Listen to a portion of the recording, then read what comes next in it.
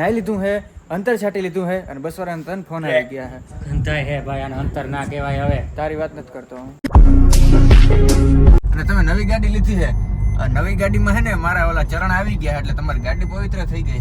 Good morning, Ram Ram. Direct નવા બ્લોગમાં તમારું બધાનું સ્વાગત છે. અને સવારમાં હું કરું તમને ખબર હે, ધોકો લઈને જો ભાઈ જો હે ને હાંડલો કરી આવ્યો છે આપણે વાડીમાં. દેખાય તમને? જોતા જાય માટી. बिस्को ना है ना तगड़ ना पड़ेगा, नकर है ना कायम बोलो हेवाणो થઈ જાહે એટલે मेरे को भागना पड़ेगा. हो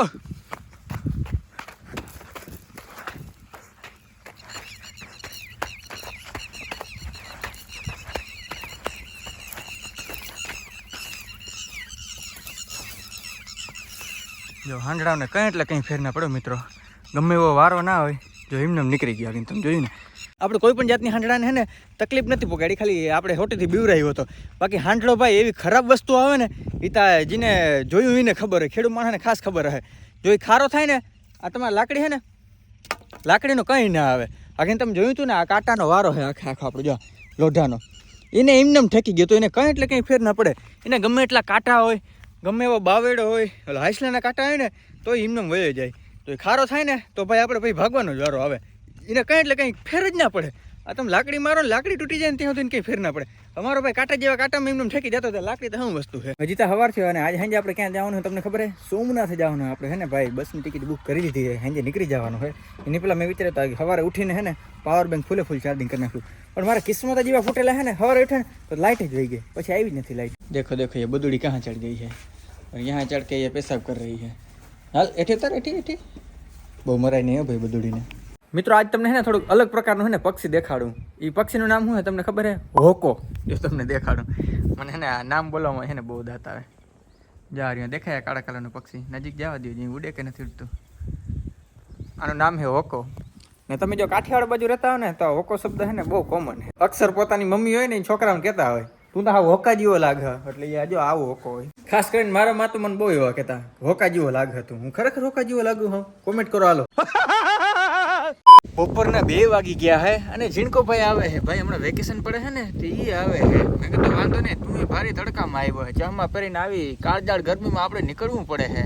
એ હું દેખાતી કા નથી, સસ્તી સ્પ્લેન્ડર લઈને ભાઈ જવું પડે છે, કારણ કે સામાન ભેગો હોય ને. નામ જો આ કિરેલ દીધું હોય એટલે એમાં બધું હે ને હમાઈ જાય. કેમાં આવ્યો?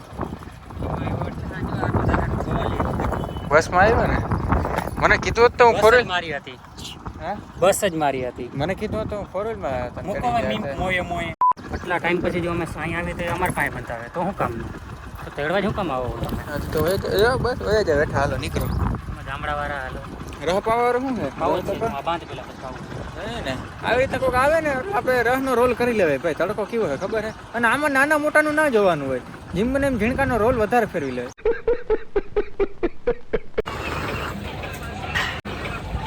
કાટ રૂપિયા કાટ. અરે વાહ, ગાંધીજીનો ટકો મારો ટકો કરી લીધો ગાંધીજી. મિત્રો આ ખાલી 20 રૂપિયા રહ પીવડાવે એમાં તા ટ્રેક્ટરમાં પંચર પડ્યું. ઓ માંડ ઉપર ચડ્યું.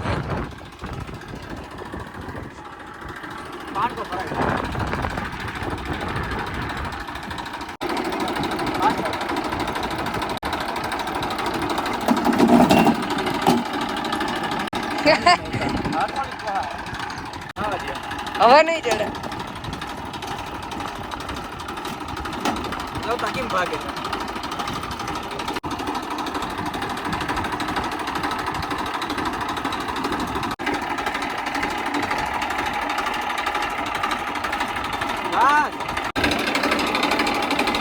જા દેવા. Ready, mission successful guys.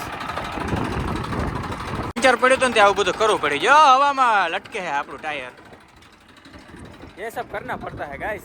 हे व्हाट्स अप गाइस, મેં તમને કીધું હતું ભાઈ આપણે જવાનું છે ગીર સોમનાથ, પણ કઈ જવાનું છે? હાંજે જવાનું છે. એટલે હાંજે ભાઈ જો એકદમ મસ્ત મજાનો તૈયાર થઈ ગયો છે, ટી શર્ટ પહેરી લીધું છે, નાહી લીધું છે, અંતર છાંટી લીધું છે અને બસ વાળાને તન ફોન આવી ગયા છે. ગંધાય હે ભાઈ, આને અંતર ના કહેવાય. હવે તારી વાત નથી કરતો હું.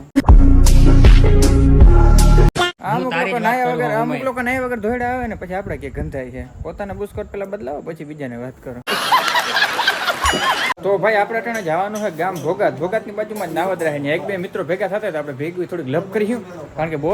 કારણ કે બસ થાય ને થોડીક મોડી આવે. બોસ હું બોલું હું યાર, બોસ કોઈ છે જ નહીં મારો. I am the only boss you know. તો મારા પપ્પા મને આગળ મૂકવા આવે છે. મેના રાણીને લઈને આવીએ કાં તો પછી સ્પ્લેન્ડર લઈને. જી હારી લાગે સ્પ્લેન્ડર લઈને જ જવાય ભાઈ.